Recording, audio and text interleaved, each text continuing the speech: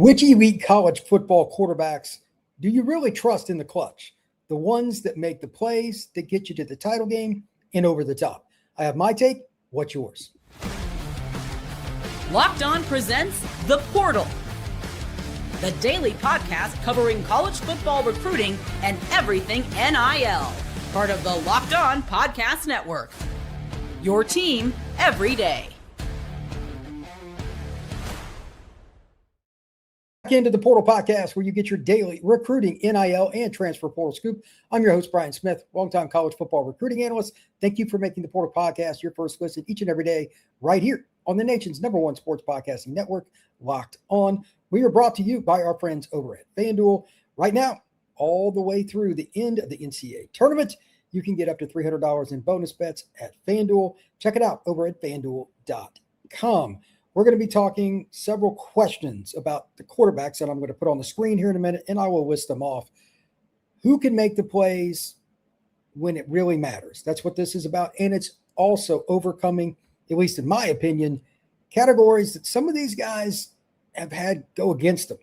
Give you an example. Josh Hoover at Indiana, he had 7 picks in 3 games towards the end of last season. Will Indiana be able to fix that? We have several more questions. We'll get into that later on in the show. We're also going to talk about the statistics. They matter. What did you do last year? How can we project what you're going to do in 2026? And again, these are the elite teams: Ole Miss, Miami, Texas, Georgia, Ohio State, Notre Dame, teams like that have a chance to win a title. What do you have coming back statistically that would make you feel good about these teams? But number one, and this is my take for today, quarterbacks that matter are quarterbacks that are clutch. Ones in a game where they may not have their best game, but to win the game, you trust them to go out there and make a drive happen that seemingly was impossible. Look at last year, the Penn State game for Indiana. That game was all but lost. First play of the final drive, you get sacked. Fernando Mendoza didn't let it bother him. The next 3 or 4 plays were absolutely chaotic, but the throws were pinpoint. Great plays by the receivers too, but he made plays when it needed to be made. And again, that wasn't a game that he really played that great. In the clutch, he made those kinds of plays though. Is that going to be CJ Carr this year? Is it going to be Darian Mensah, Trinidad Chambliss? Is it somebody like John Mateer, who's now healthy? He had more injuries than what people know. There are so many different ways to look at this. And of course, there's the Arch Manning factor. He finally ascended last year. Will he be clutch? He showed it in the Mississippi State game. What were they down, like 21 points? He started making plays. They gave up one big play, then it just rolled downhill. And it's like the light finally shined on Arch Manning, and he finished the 2025 season for the Texas Longhorns on an upswing. Which ones of those quarterbacks are going to be those guys this year? Let's break it down and have some fun, and then we'll get in the chat. This is a low-key podcast today. It's not going to be as difficult because it's more subjective, but we do have stats that matter. So let's break it down from that perspective right now. Here are the numbers. And this, if I had to rank the teams, I just put it in the order of that ranking. So this is not ranking the quarterbacks per se. This is ranking the teams. And everybody's got their opinion. There are a lot of different ways you could look at this, but just take it for what it's worth. Here we go. Ohio State, Julian Sayin last year was 258 of 328, 78.7%. Which is incredible. 3,065 yards, 30 scores, only 5 picks. Notre Dame CJ Carr, 195 of 299, 65.2%, 2,741 yards, 24 touchdown tosses, 6 interceptions. At Duke, prior to transferring to Miami, Darian Mensah, 286 of 426, 67.1%, 28-4. Really, really good. Indiana's Josh Hoover comes over from TCU. 272 of 413, 65.9%, 3,445 yards, 28 touchdowns, 13 interceptions. Georgia's Gunnar Stockton, 231 of 329, 70.2%, 2,535 yards, 20 scores, 5 picks. Texas, that would be Mr. Arch Manning, 227 of 373, 60.9%, 2,942 yards, 24 scores, 7 interceptions. In 11 games, essentially, for the next contestant here, Trinidad Chambliss at Ole Miss, the transfer from Ferris State last year, 241 to 362, 66.6%, 3,295 yards, 19 scores, 3 picks. Oregon's Dante Moore, 245 of 339, 72.3%, 3,031 yards, 28 scores, 8 interceptions. LSU's Sam Leavitt was at Arizona State last year, only played in 7 games, 144 of 239, 60.3%, 1,628 yards, 10 touchdowns, 3 picks. And finally, Oklahoma's John Mateer, after he transferred from Washington State last year, 249 of 402, 61.9%, 2,884 yards, 14 TDs, and 11 interceptions. Now, before I dive into the questions on the other side of the break, here's a couple of things to think about. Most of these guys were starters last year at the schools being mentioned. This is what I would call an uptick year at quarterback. Some of the truly elite blue blood programs that, and I say this all the time on the Portal Podcast, that really recruit the trenches well will also have an experienced veteran quarterback. The difference between a freshman or a redshirt freshman quarterback and a sophomore, junior, whatever, is massive, even if they don't have experience. Just all the reps they go through, learning the system, knowing the players, having another year in the strength program. But just use Julian Sayin and CJ Carr. They were both redshirt freshmen last year, tore it up, but they're going to be bigger, faster, stronger, have all that offseason film. We're going to see a great year of college football behind center. Last year was kind of down. Arch is going to be a second-year starter. Trinidad Chambliss is going to be a second-year starter. You only got 11 games as a starter last year, if I remember correctly. There are plenty of opportunities, plenty, to see not just this list, but quarterbacks around the country ascend that have another year under their belt. This ought to be fun. So when we come back, we're going to break down the questions, and I want your takes in the chat. And if you're listening to this on another platform later on, please comment down below. We will see you on the other side of the break here at the Portal Podcast. I'm Clea Butler, host of Locked On Women's Basketball, and this is Mazda's Women's Basketball Snapshot, celebrating the work no highlight reel can ever capture. The NCAA Women's Basketball Tournament Elite Eight wrapped up with the UConn Huskies staying undefeated at 38-0 after a decisive win over Notre Dame, while the UCLA Bruins rallied past Duke behind a dominant second half performance. On the other side, the remaining 1 seeds in South Carolina and Texas will be determined after their matchups against TCU and Michigan, respectively. Next up, the Final Four is set for Friday in Phoenix, with the winners advancing to the national championship on Sunday. These moments are earned off the clock, those long before the lights ever come on. The sweat, the fakes, the doubt, the scrapes, and coming back for more every time. Mazda puts that same drive into every detail. Wins define the moment, putting in the work, that defines you. There's more to a Mazda because there's more to you. Make sure you check out the Everydayer Club down below. It is in the description with a link. You will get your ad-free bonus episodes, everything that you want to do, whether on the go, listen to it for a second time for free, but you can also get that first month for free with code MARCH. Check out the Everydayer Club. Now let's jump right into the questions that I have. And again, I just used the same order here. Julian Sayin, when they played Miami last year, I noticed something that was a little bit concerning about the very talented quarterback. This is not an easy way to go, but it's just true. The one time that he really saw a lot of pressure prior to that is when Ohio State played Indiana, and they didn't destroy Ohio State's O-line, but there were signs that he wasn't ready for it, because most of the season, Ohio State just quite honestly dismantled most teams they played. They have a good running back in Bo Jackson. Is he going to be able to handle the pass rush anytime that he sees it this year? He looked flustered against Indiana, and he really looked flustered against Miami. At some point, he's got to be able to accept the fact that not every pocket's going to be clean, and he's got to be able to go run a little bit. Will he handle the pass rush better this year? Because if Julian Sayin does not, I don't care if he throws for 78.7% again. In the playoffs, you're going to have some pressure. Can you handle it and make plays? And even if it's throwing it away, he must do better than what he did against Indiana and against Miami. CJ Carr, kind of the same thing. He's a little bit more adept at avoiding the rush. I think he senses it better. Will he actually run the football more? This is a little bit more specific. CJ is a very good deep ball thrower. He's got good arm action on the run, from the pocket, semi-roll, doesn't matter. But if he runs the ball just a little bit more, I think they will be even more dangerous. He did it a few times in a few moments in some big games, but just a little bit more running, and doesn't have to be a designed quarterback draw either. Improvise. Going and getting 5 yards every now and then is the most frustrating thing in the world for an opposing defensive coordinator, especially when the quarterback is not deemed one that you have to leave a spy on. CJ took advantage of that multiple times last year. I'd like to see that a little bit more. He's going to progress just like Sayin and some of the other young quarterbacks at reading defenses and everything. Let's see what he does with his legs this season.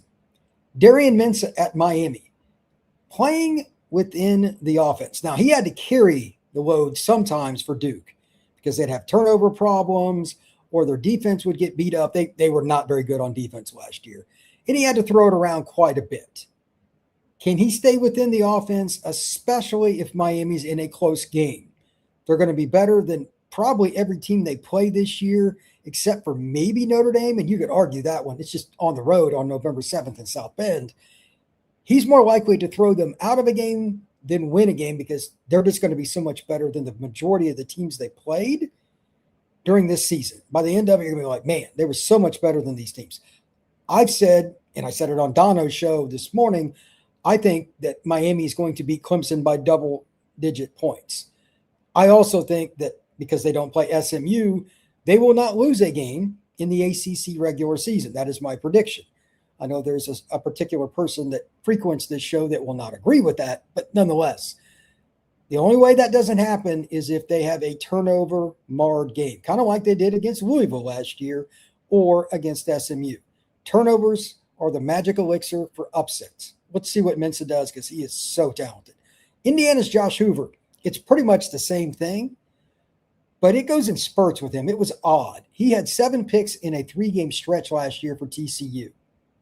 That's insane. He's a guy that threw for over 3,900 yards the year before. He dropped off a little bit. They didn't have as much talent around him per se in totality, but he needs to protect the football better because Indiana's running back room is gross. They have some good receivers, including Marsh coming down from Michigan State. They've got guys all over. Charlie Becker. I think they're one of the better offensive units in the country. If he just protects the football, Indiana's going to win 10 or more games. Georgia. This one's different because I don't think there's any other team really to define like this. If you watch Georgia and or follow them like I do, who's the go-to receiver? Branch is gone, and they already don't throw the ball to the middle of the field that much. They've got a lot more overall talent in the receiver room now, but who's going to be his go-to receiver? And if they don't develop one, are they still going to avoid the middle of the field? I don't think you can do that. Again, kind of like with Ohio State, it's a different scenario, but once you get to the playoff, you can't have an area where you're bad or you just avoid it. If they don't find a go-to receiver, I think Stockton's a little underrated, but if they don't have a go-to receiver, they're probably not going to throw much to the middle of the field. It gets really limited against a quality defense. What happens when they play at Texas, a Miami, a Notre Dame, and Indiana in the playoff? That's going to be alarming. Texas Longhorns, Arch Manning. This is going to be the same thing that I say with Texas and John Mateer. They're just straightforward. He progressed last year, 100%. But does Arch Manning continue to improve post-snap reads? In that first game last year against Ohio State, that was probably the worst team he could have played. They run a very NFL-heavy, complex scheme. Does he improve post-snap reads? You could tell the deer in the headlights look pretty easily. It doesn't matter who it is, Arch or otherwise. There were many games last year where Arch was not looking very comfortable, but the lights started to come on. He got better and better as they got into SEC play. And then at the end of the year, he was a guy making plays. It didn't matter if they were blitzing, they were dropping 7, whatever. He was pretty good. Can he take that next step? Because he's going to see more post-snap read looks that he hasn't seen, because everybody knows they're not going to just walk in and out-talent Texas. He's got to be able to make decisions above the shoulders. That's the bottom line for him. Ole Miss's Trinidad Chambliss. I think it's a different deal. He had 19 touchdowns to 3 picks and basically 11 starts, and his running ability is phenomenal. Maybe the best pure playmaker in college football that's coming back. Leadership and handling the media. Here's why I say that. Trinidad is in a new spot. He was a kid that played at Division II, I think it is. I can't remember, but Ferris State, it's a school in Michigan. It's not very big. Now he's got to be in the SEC. He's going to have to go through all the media days. A leader. I'm sure that they're going to take him to SEC media days for obvious reasons. But does he take off some of the pressure so his teammates don't have to? Because a lot of the Ole Miss players, they're from Mississippi, they're from Louisiana, etc. Small town kids that probably don't like being in the spotlight. I think it's more important for Trinidad to handle that, and it's not easy. We'll see how he does, but I know he can throw it. I know he can run it. How does he handle all the things around the peripheral for the Ole Miss Rebels? Oregon, Dante Moore, this straightforward. Both times that they played against Indiana, he looked very uncomfortable. He did not handle mistakes well, and he let them bother him the rest of the game. Both games. That just can't happen anymore. Does Dante Moore place the mistakes behind him? If he does not, Oregon is not a title contender. I don't care how much talent they have in other spots. You must be able, during the middle of a game, have a horrible play and be able to put it behind you. There were times that some of these other quarterbacks didn't do that. Hoover, CJ Carr, etc. Some of these guys, they get in their own head sometimes. If you don't put it behind you, it can absolutely eat you alive. LSU Sam Leavitt, after transferring from Arizona State, handling the enormous LSU pressure. That roster is $40+ million. Are they going to be able to go in and do something with that? I don't know. They're expected to go compete for a title this year. That's hard when you have over 50 new players on a roster. I think that's going to be very difficult. And at minimum, there's going to be a couple of games where he's going to have to lead comebacks. Fair or not, the albatross is with the quarterback on that if they don't get it done. Even if the line's not playing well, etc. Fans, media, they tend to go hard on the quarterback. So with that being stated, how does he handle the pressure, especially if they lose a game, let's say in their first 6? So if you lose that second one, it gets really testy because then you're at the bottom of the pile. You may not get into the playoff, or even if you do, you get a low seed. I'm curious to see how Sam Leavitt handles the pressure. And we're just going to have to find out what it's like, because it's not very likely that they're going undefeated. That's not likely. Their schedule's tough. How does he handle the enormous LSU pressure? Finally, John Mateer returns to Oklahoma after starting his career at Washington State. It's the same thing that I said with Arch. There were some games you could tell deer in the headlights. He was not seeing the field well, making decisions late. He hesitated. He would stare receivers down, all that stuff. His post-snap reads were not where they needed to be. His lack of comfort were not just bad. It was blatant. Part of that one might have been his hand on some of those. You can't really tell. But even early in the year, he didn't let it just rip all the time. I don't think he knew exactly what he was seeing. That's just more film work, more reps, because quarterback is a never-ending saga of learning. Even a 10-year NFL vet, there's something they're coming up with that you haven't seen before. It's hard, man. Quarterback is the hardest position in sport. How do you handle it? So that is my 10, and those are my takes on them. Any one of those could go a lot of different directions. I don't know what everybody else thinks about them, but after the break here, we'll jump into the chat and we'll go through it. But you can comment on these. And if you don't agree with me, fire away. If you want to add to it, those are my top 10 teams with the quarterbacks they have. If you want to hear about somebody else, by all means, I'm going to do another one of these, another group next week, the next 10 or so schools, and just do the exact same list. How do they handle pressure? What's an area they need to work on? But that is next right here on the Portal Podcast. Today's show is brought to you by our friends over at FanDuel. The tournament is here, one of the best times of the year, and we're even to the Final Four. Brackets, buzzer beaters, upsets. It is nonstop action until the nets are cut down. And right now, FanDuel is giving new customers a way to stay in the action all tournament long. The best part, you can get up to $300 back every day through the end of the tournament. That means 10 chances to stay throughout the entire tournament. You can mix it up however you want. You can do just traditional game picks. You can bet on player props, halftime scores, whatever you want to do, even parlays for bigger potential payouts. It is up to you, and it's the perfect way to have fun with the tournament because there's nothing like the tournament. There's something new every time there's a game. Different matchups, more storylines, and a whole lot of fun just watching it as the bracket unfolds. Visit FanDuel.com to sign up today. That's FanDuel.com to get in on the action. We are also brought to you by our friends over at Robinhood. What if sports were traded like markets? Now you can put your sports IQ to work in real time with Robinhood prediction markets. It's not you against the house. It's you participating in a live market.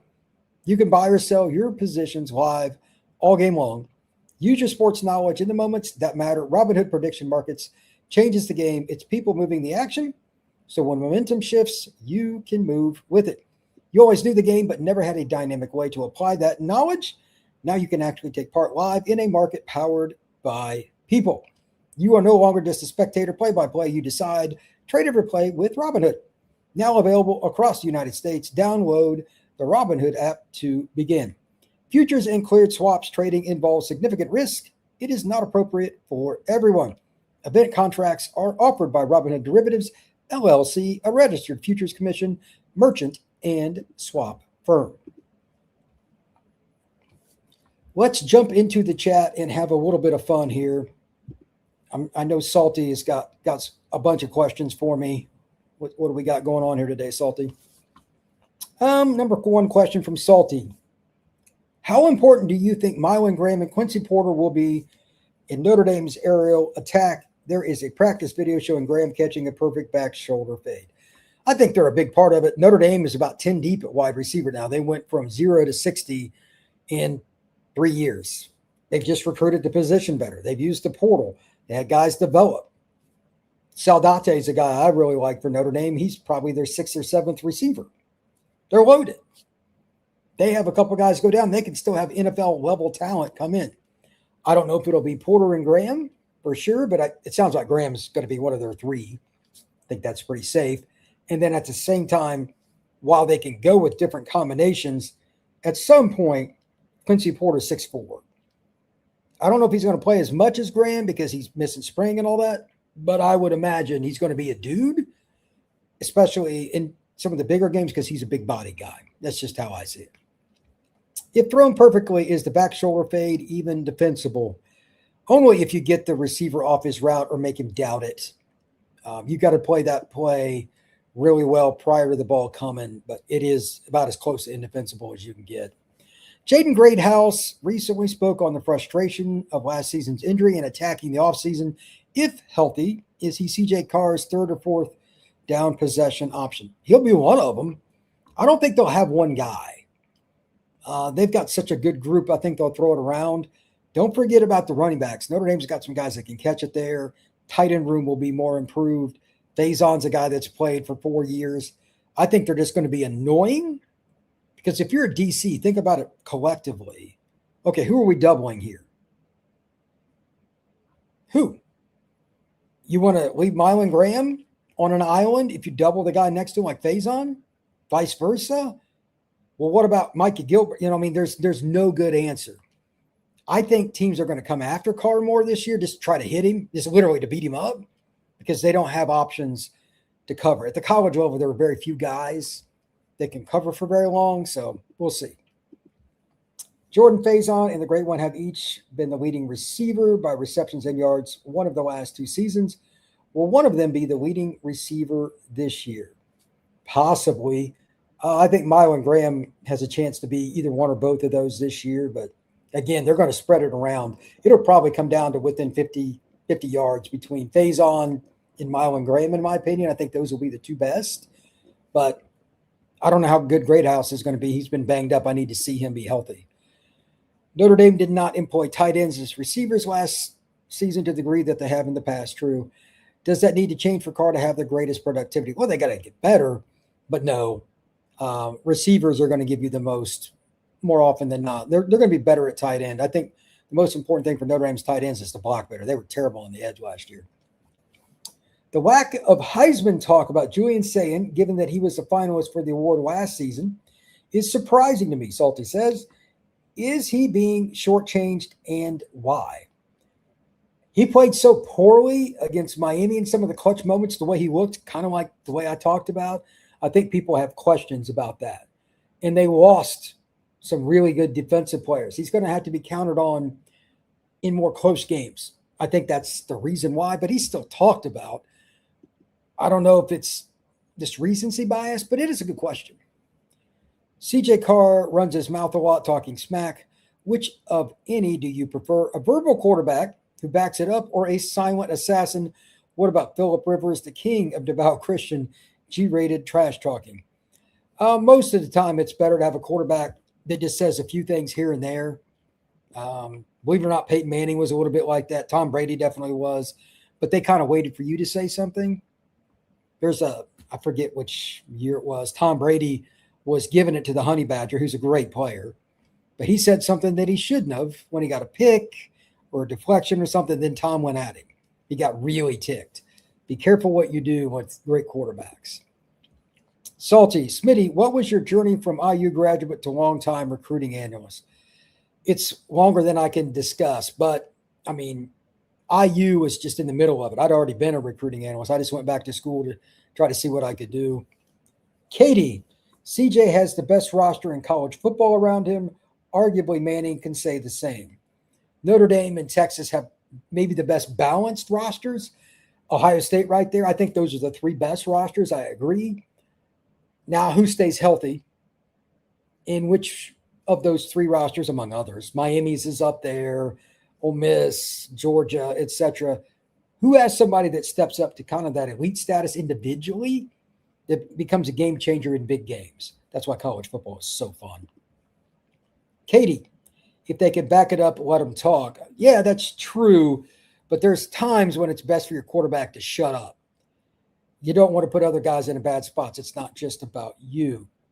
Salty says to Katie, when I played on the offensive line, whenever my quarterback talked trash, it tended to fire me up. Good to know.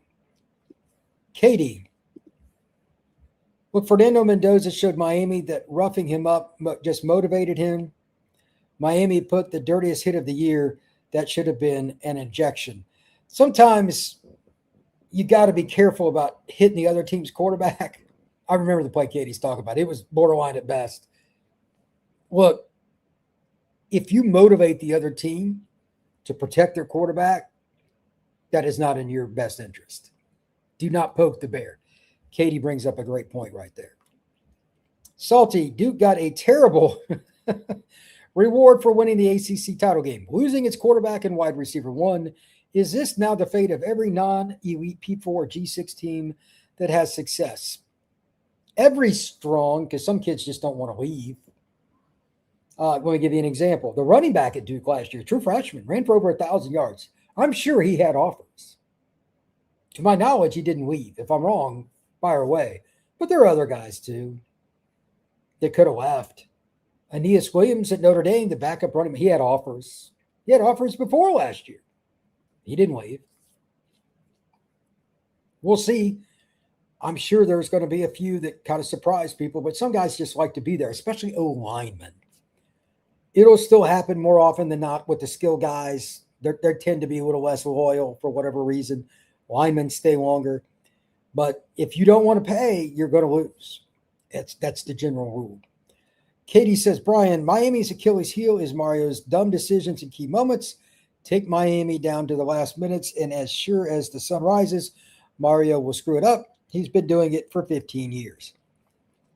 As I tell people all the time on this show, I need to get Katie a shirt that says, I love Mario Cristobal. I'm going to make her take a picture, and we'll post it here on the Portal Podcast. Katie, Dono dispenses Kool-Aid from a fire hose. Trust history, not hype. I can't wait for the first game Miami loses because Mario panics and beats himself again. Katie, are you rooting for that as a Miami fan? It sounds like you're rooting for it. Salty says to Katie, looking back through the mist of time, has there ever been a single game that showed you who Mario would be and where he would fail at head coach? I think when he was at Oregon, with a minute 15 to go, they were running the ball against Stanford and they lost because they fumbled. Like all he had to do was down it. That was the first sign of the crack in the wall to me. Katie, yep, Salty, his best team at Oregon fell to his stupidity, didn't take a knee. Does it sound familiar? Then in the next season, Kyle Whittingham humiliated him by 4 touchdowns twice. Ask Oregon fans about him. I can tell you that as it relates to Mario Cristobal, he is not missed at Oregon from talking to Oregon people. Katie, when you have to beat a 1-win team to be in the Natty and you don't take a knee and get beat, that's pretty defining. Mario could have 3 times the high school talent and still blow it. That's who Mario is. Man, she is harsh. DJ7MPH. I don't think Sayin is as good as some media members project. An elite quarterback has to play well against good defenses. That's the question right there, man.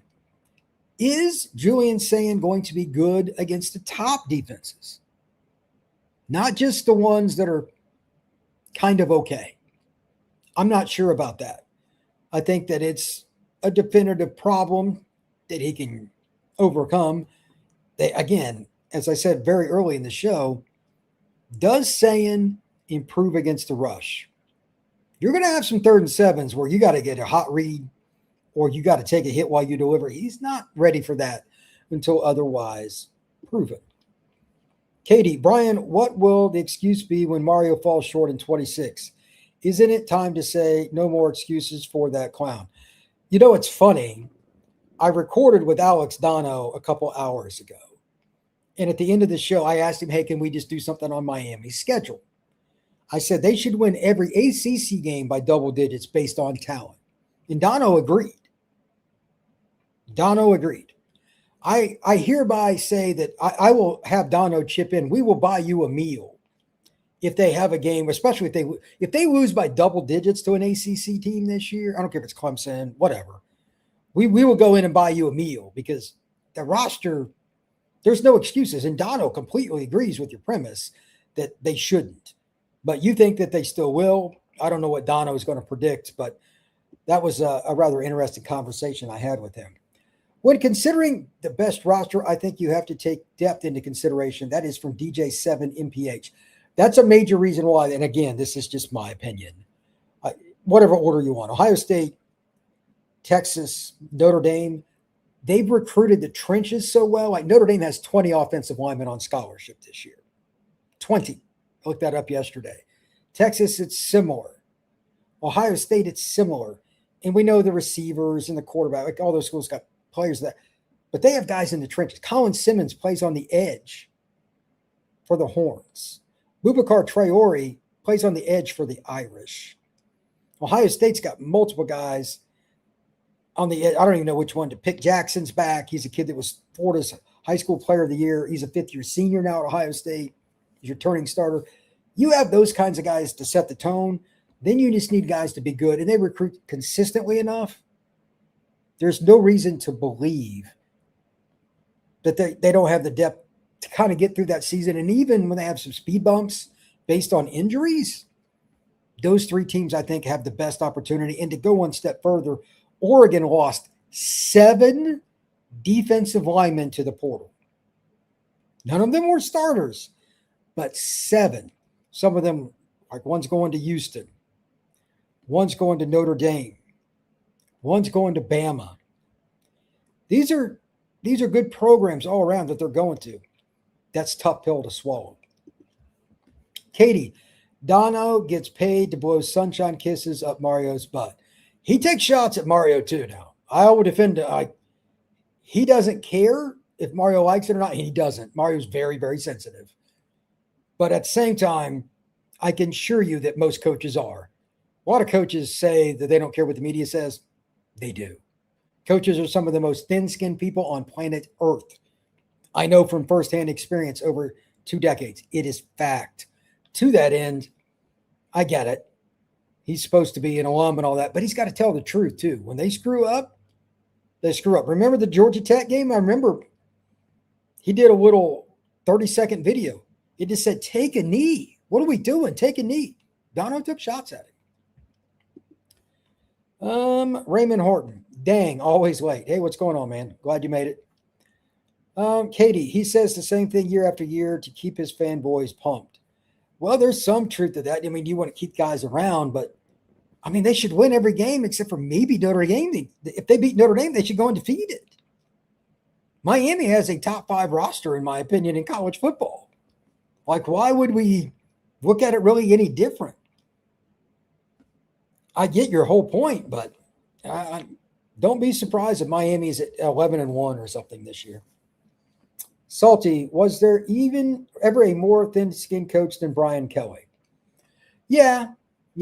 I'll give you a hint. He was in Ann Arbor, and now he's in Los Angeles. That guy was such a jerk with the media that, you know, how the Big Ten Network goes around in fall camp and they do like a day at the school. He wouldn't even allow that. Michigan. Yeah, that's ridiculous. DJ7MPH. Raymond, it's okay. Brian isn't strict. Yeah, I'm not worried about what time you show up, man. And besides, I'm going to post this for 3:00 Eastern time today on audio, whether it's Spotify, Apple, Podbean, whatever. And I'm also going to put it up on YouTube at 4 p.m. Eastern. So I do that every day. Yeah, that's true. One last comment and a question. Remember that quarterback play is always the end-all be-all in close games. It kind of come down to it. But the leadership factor in the off-field success of how they handle the media or not, those things go into the overall machine that is college football's major programs. Can you imagine what Arch, how many requests he has? And he gets sick of that crap. He's always hated it. CJ Carr and Julian Sayin, Bear Bachmeier at BYU. They haven't had a quarterback like him in a while. Those kinds of situations are hard, so keep that in mind. Now, I mentioned a little while ago that I was going to do like a second tier list of quarterbacks. That'll be Monday's show. Is there any specific team, though? I talked to Katie about this and a little bit to Salty and some different people. I'm going to throw it out each day in the chat. Which team do you want me to go over and cover the following? Their quarterback situations are always going to come up, but recruiting, their schedule, their transfer portal, like where they mix in, especially those teams that are kind of mid-level. I'm interested in Louisville. Definitely, like Katie wants me to do SMU. I think that's a really good one. Rhett Lashley at SMU, 100%. BYU, I need to learn more about, but that's a team I'll get to. I'm a little bit interested, honestly, in Arizona State. They got 3 really good transfer receivers, and they got Cutter Boley coming over from Kentucky. Very talented quarterback, but he played in a god-awful offense for the Wildcats. They're intriguing. Maybe at some point Texas Tech. I think that's a little more straightforward, though. Michigan is intriguing. How will they handle Bryce Underwood? They've got a great coaching staff at Michigan now. Definitely better than before, in my opinion. No offense, just going on history. I think that's one I'm going to do very soon. And another one that I think is going to be a blast. Just hear me out. West Virginia. This is going to be good. Mountaineer Paul, as we call him, the guy that runs the West Virginia show here on the Locked On Podcast Network. Nobody roots harder for his team on this network than Paul does. I might have him come on the show and talk a little bit about it and just have some fun. I think it's going to be a good time. I need to get with him, get all the details of how their springs went, and get a whole bunch of notes, talk with him on the phone and all that. But that's definitely one. So we'll see about that. Rebel Irish. Well. Look where I found all these handsome fellas. What's going on, man?